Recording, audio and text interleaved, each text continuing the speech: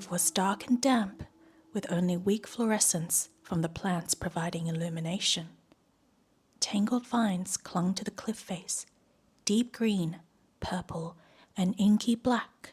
They resembled snakes tied into large knots. A black insect with 6 stiff wings and through probosces barged into the cave, its flight path erratic. In the next second, a massive dark purple bulge suddenly appeared amidst the tangled vines and swiftly split open, mouth-like, before snapping shut around the flying insect. The vines gradually began to wriggle, and the part that had bulged out retreated bit by bit until it returned to its original state. Within the cave was a sound like that of flapping wings. A drop of mucus, translucent strands trailing in its wake, fell from the ceiling and plopped onto the sticky moss below. The moss began to subtly squirm, and the drop of sparkling mucus vanished into the ground as it was rapidly absorbed. In a corner lit up by the fluorescence of green fungi, a tide of white poured forth from the crevices in the rocks and soil, blanketing a large area. It was a snow-white mycelium. It grew, spread out, and extended hundreds of millions of tendrils, then crept towards the center of the cave, gathered together, merged, and elongated to form a figure. A single foot stepped upon the thick, delicate, soft moss and sank down into it, leaving only a snow-white ankle visible. Andrew looked at his ankle. Though his human body was sustained by a skeleton, muscles, blood vessels, and had mobile joints, it was not flexible due to the human skeleton's limitations. Layers of keratin formed round and translucent fingernails with vestigial remnants originating from the sharp claws of beasts. He lifted a leg and took a step forward. The damp, springy moss pressed down by his foot gathered together again after he left, looking like earthworms standing erect. This time he stepped on something different, a skeletal human arm. In the darkness, Andrew looked at the skeleton. Fungi and vines had already taken root in the depths of its bones. Deep green vines wound around the hip and leg bones, while colorful small mushrooms resembling flowers in bloom grew upon the ribs.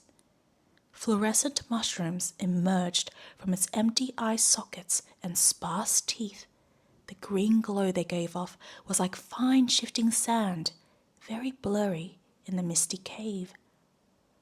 Andrew looked at it for a long time. At last, he bent down and picked up a backpack made of animal skin that had been laying next to the skeleton. The contents of the backpack were unaffected by moisture. There were a few particles of clothing, human food and water, and a blue electric chip, half the size of a human palm, that was engraved with a string of numbers: 326 117 0514. 3 days ago, this skeleton was still a live human. 32611700514. The young human rasped brokenly as a weak green fluorescence illuminated the contours of his face. My ID number. This is my ID card, and only by having it can I go back to the human base.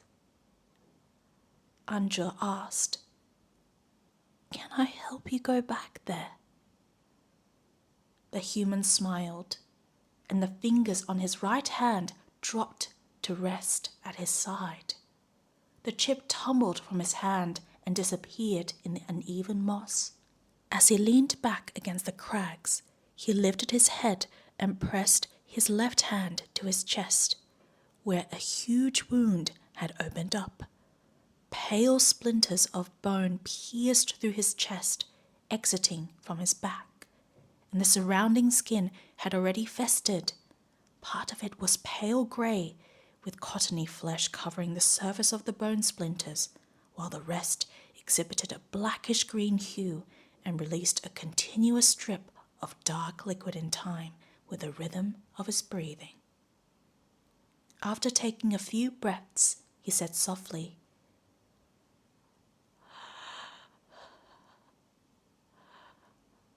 "I can't go back anymore, little mushroom." His shirt was dyed through, his skin looked pallid, his lips were chapped, and his body trembled at irregular intervals. Anja looked at him, unsure what to say. In the end, he only murmured this young human's name. An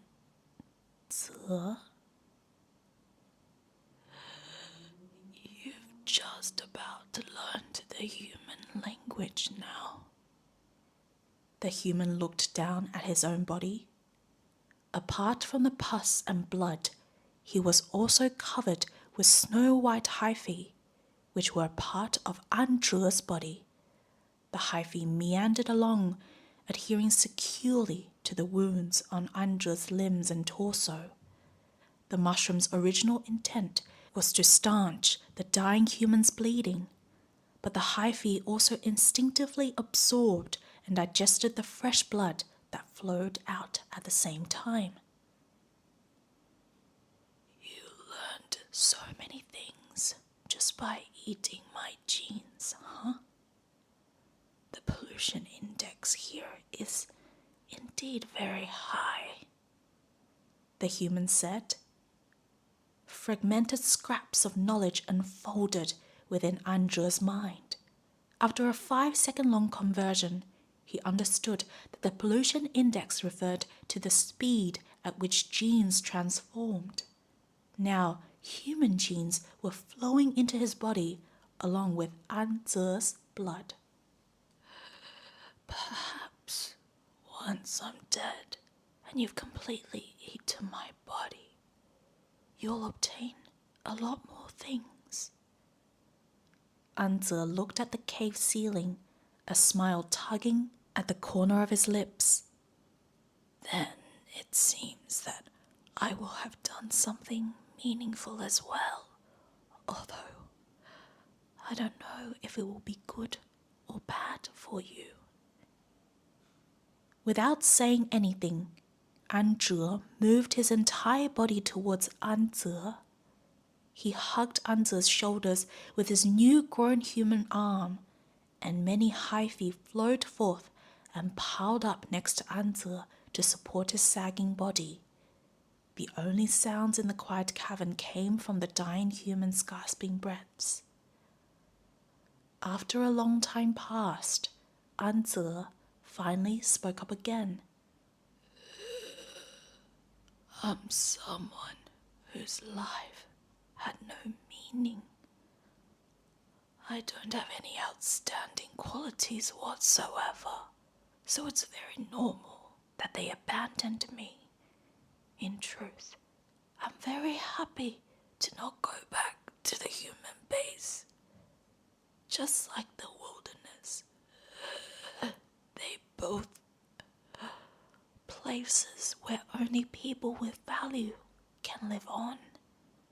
I wanted to die for a long time already. I just didn't think I'd encounter a gentle creature like you before I died, little mushroom. Andre didn't really understand the meaning of those words, such as value or die. He only caught that phrase once more. Human base. As he leaned against Andre's shoulder, he said, I wish to go to the human base. Why? Andre asked. Andre lifted his left arm slightly and made a gesture with his fingers, seeming as though he wanted to grab a bit of the air, but he grabbed nothing at all. It was just like his body.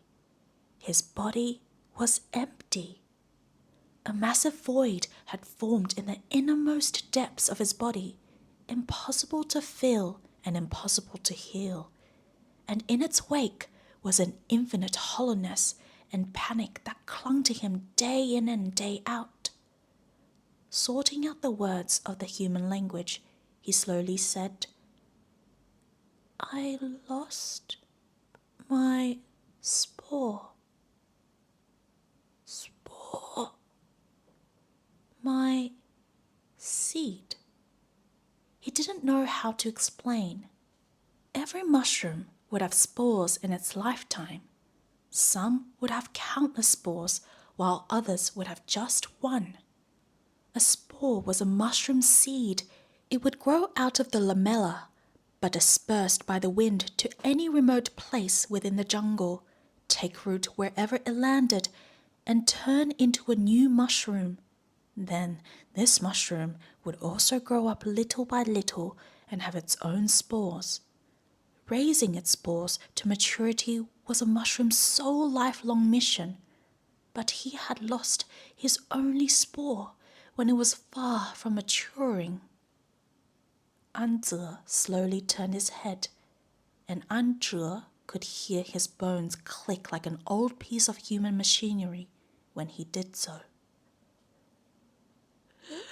"Don't go there," the human's raspy words sped up. "You'll die." Anzhe recited that word once again. Die? Only humans can enter the human base. You won't be able to escape the judge's eyes. Anze coughed a few times, then drew a labored breath. "Don't go, little mushroom." Confused, Anzhe said, The human abruptly grabbed Anzhe's scifi with great force, and his harsh breathing became more hurried. "Listen to me." After violently trembling and gasping for breath, Anze slowly closed his eyes. In a very soft voice, he said, "You don't have any attack power or means of defending yourself. You're just a tiny little mushroom."